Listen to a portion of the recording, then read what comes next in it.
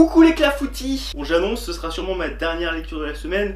Le reste, ça se passera sur ma nouvelle chaîne que j'ai avec l'ami d'Arkham qui s'appelle Deadly Comics. Je vous mets là si je peux le mettre, et sinon je vous le mettrai à la fin de la vidéo. Du coup, encore du coup, toujours du coup, je vais vous dire ce que j'ai lu. Je vais peut-être pas tout vous présenter parce qu'il y a des trucs que je présenterai prochainement sur Deadly Comics.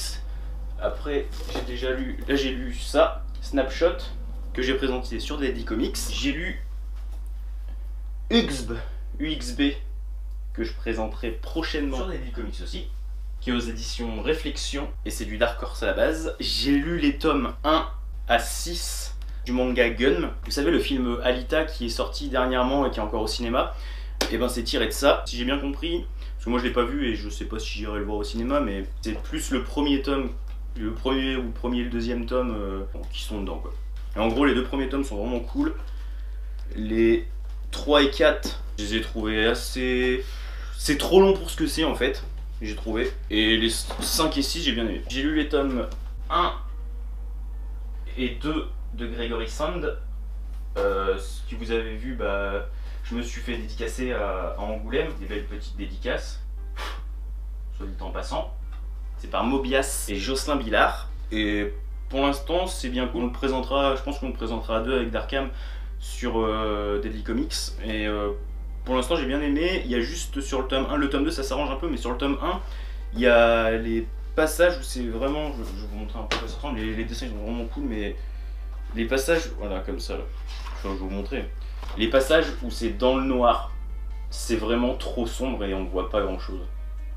Et je sais que Darkham a eu la même impression que moi. Oui, je vais pas vous parler de grand chose, je vais juste vous dire ce que j'ai lu et puis c'est tout. J'ai lu Bloody Mary. C'est aux éditions Nickel. C'est Simon Bisley au dessin et ses dessins sont c'est du noir et blanc. Je sais pas si je vais vraiment pouvoir vous foutre des trucs parce que c'est... Enfin... c'est un peu olé olé quoi. En gros, Mary on la voit tout le temps à poil limite quoi. Mais elle est tout le temps à poil. Et le scénario est de Kevin Eastman. Et en gros c'est l'histoire de cette fille qui s'appelle Mary, qui se réveille. En fait, dès le début, on la voit vaciller et tomber dans les pommes et se faire rattraper par deux zombies qui vont tenter de la violer, Puis elle va les défoncer. Et au final, toute l'histoire va se passer dans une ville de l'ouest des États-Unis. Genre, c'est à moitié western. Et cette ville est pas comme les autres parce qu'elle est peuplée de zombies et de vampires qui se font... Ils se font pas vraiment la guerre, en fait ils ont fait une sorte de pacte pour cohabiter entre eux, mais ils s'aiment quand même pas trop. Et elle va devoir... déjà le fait qu'elle arrive, ça va foutre un peu la merde, et après ça va foutre la grosse merde. Je sais pas si j'explique très bien, mais c'est trash, c'est gore, c'est sexy.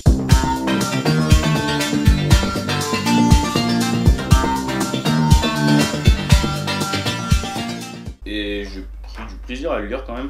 La fin j'ai pas trop compris par contre, parce qu'à la fin, déjà Mary, quand on la voit arriver, on sait pas trop d'où elle vient. Et à la fin, on la voit partir, et quand on la voit partir, et j'ai pas compris si elle se transformait, ou si elle se faisait prendre par un truc. Enfin bref. Si quelqu'un l'a lu, et que vous avez compris la fin, si vous pouvez m'expliquer, parce que la fin, quand j'ai vu la dernière planche, j'étais là. Ouais. Qu'est-ce qui est quoi? Ouais, c'est pas bien expliqué quoi. C'est que comme c'est dessiné, on comprend rien je trouve. Je vais vous le montrer, je suis même pas ça spoil. C'est un one shot. Si quelqu'un arrive à comprendre ce qui se passe là-dedans, je veux bien une explication s'il vous plaît. Les dessins ils sont vraiment cool. J'ai beaucoup aimé. Je savais pas trop à quoi m'attendre. Je sais qu'il y en avait qui... J'avais vu sur Facebook je crois un mec qui avait pris ça et qui avait pris Nancy in Hell. Les gens avaient dit que Nancy in Hell c'était... sympa mais sans plus, et que ça par contre c'était vraiment cool. Et du coup Nancy in Hell, vu que les dessins sont de Juan José Rip que j'aime beaucoup, et je me suis directement rabattu sur ça au début et j'ai trouvé ça bof. Et après j'ai pris, ça je l'ai trouvé il y a pas longtemps et du coup je l'ai lu dès que je l'ai acheté et j'ai beaucoup aimé. Et j'ai aussi lu et pris White Spirit. C'est chez Delcourt et c'est à la collection Une case en moins, c'est la collection de David Mourier en fait. Et c'est par Dedo au scénario. Dedo c'est l'humoriste qui a été révélé par le Jamel Club, je sais pas si vous voyez qui c'est. Enfin moi quand j'ai vu ça, j'ai su qui c'était, mais bon après voilà quoi. faut savoir. Et le dessinateur s'appelle Weldonson. Je ne connaissais pas du tout. La cover elle m'intriguait beaucoup. David Mourier en avait parlé dans une de ses stories je crois et ça m'avait donné envie parce qu'il parlait genre d'inceste chelou et du coup je sais pas, ça avait l'air tellement what the fuck que je l'ai pris directement et j'ai beaucoup aimé. C'est vrai que ce genre de dessin généralement je suis pas trop fan mais là ça colle parfaitement avec l'histoire. Ça ressemble à ça.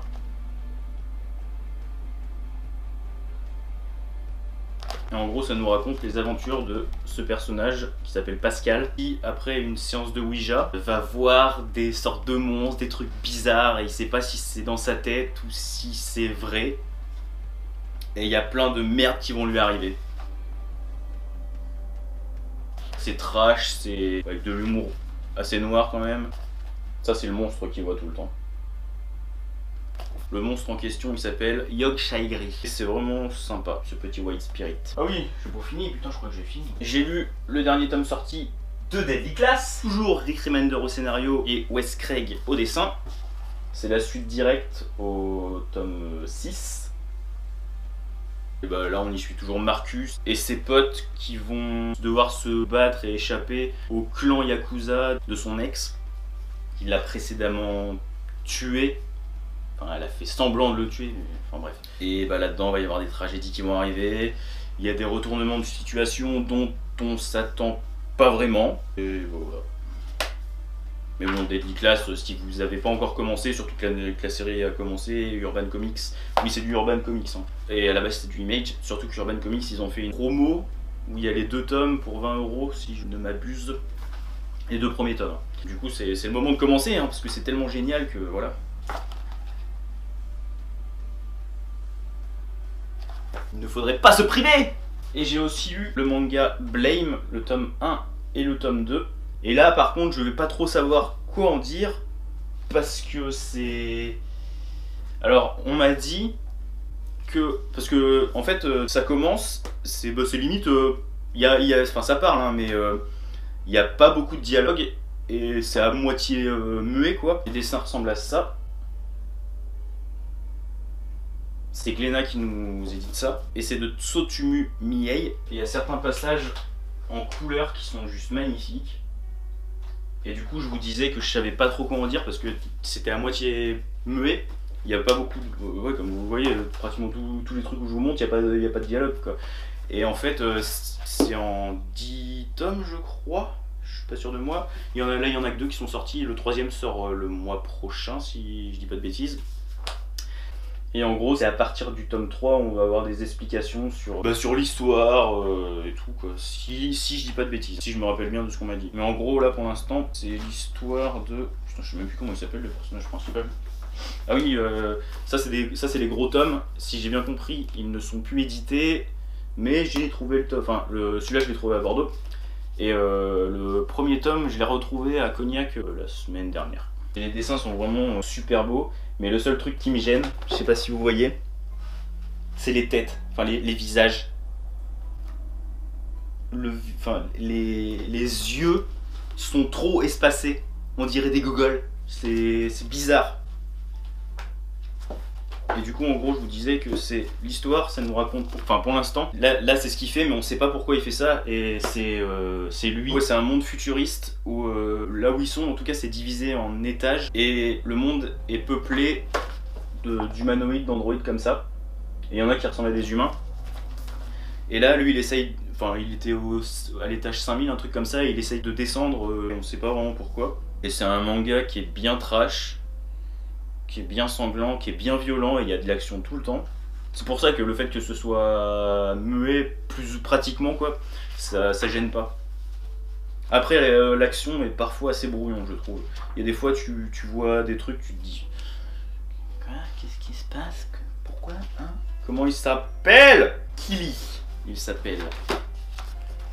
K-I-2-L-E-E. Mais si vous avez l'occasion de les trouver, enfin, surtout en grand comme ça, ils sont vraiment super jolis. L'édition elle est vraiment cool. Hein. Mais si vous avez l'occasion, prenez-le parce que c'est vraiment sympa pour l'instant. Et pour ceux qui sont allés à Angoulême, au festival de la BD, exposition dans le truc où il y avait plein de planches de manga, et c'était ça qu'il y avait. C'était principalement ça qu'on voyait en tout cas. Et je vous en parlerai aussi dans Daily Comics, Mais j'ai aussi lu le tome 2 de Chimichanga. Chimichanga, c'est ça, j'en avais parlé dans une autre vidéo. Alors, à la base, je pensais que Chimichanga, ça allait juste être un one-shot parce que c'est un truc qui date de 2011, je dis pas de bêtises. Et c'est sorti en 2013, le premier chez Glénat, je crois. Ouais, c'est ça. Et c'est dommage que, bah voilà, c'est dommage qu'on ait plus de couverture comme ça. Mais à la base, je crois même que c'était censé être un one-shot. Et bah, Eric Powell, c'est Eric Powell à qui on doit les The Goon, les Hillbilly, Big Man Plains, qui nous a fait un second tome où bah, ça nous raconte toujours les aventures de Lula et de son pote Chimichanga, qui là, oui parce que il travaille dans un cirque pour Fricks. En gros c'est un freak show quoi. Et là il y a un mec qui va arriver, qui a une gueule qui fait tellement peur que les gens quand ils la voient, ils ont envie de vomir. Du coup lui il se cache le visage derrière des cheveux. Et en gros il est poursuivi par plein de gens, par tout son village. Parce que en gros il aurait fait des merdes, on sait pas trop ce que c'est, on le découvre au fur et à mesure de l'histoire. Et du coup il va se réfugier chez eux, il va avoir l'impression de se faire trahir par Lula. Du coup il va prendre la recette du cirque et il va se barrer, et du coup Lula va essayer de le rattraper avec Chimichanga. Ils vont découvrir un cirque de fantômes. Un cirque itinérant de fantômes. Et bah, ça va se passer bizarrement, et il y a une personne du premier tome qui va revenir et qui va vouloir se venger, enfin bref. Mais c'était bien cool, moi j'ai beaucoup aimé. Bon après Chimichanga et les trucs d'Eric Powell généralement c'est vraiment cool. Chimichanga c'est, enfin je vous le conseille. Et à la base c'est du Dark Horse et c'était le cours qui nous publie ça. C'est sorti ce mois-ci. Ouais ça fait bizarre.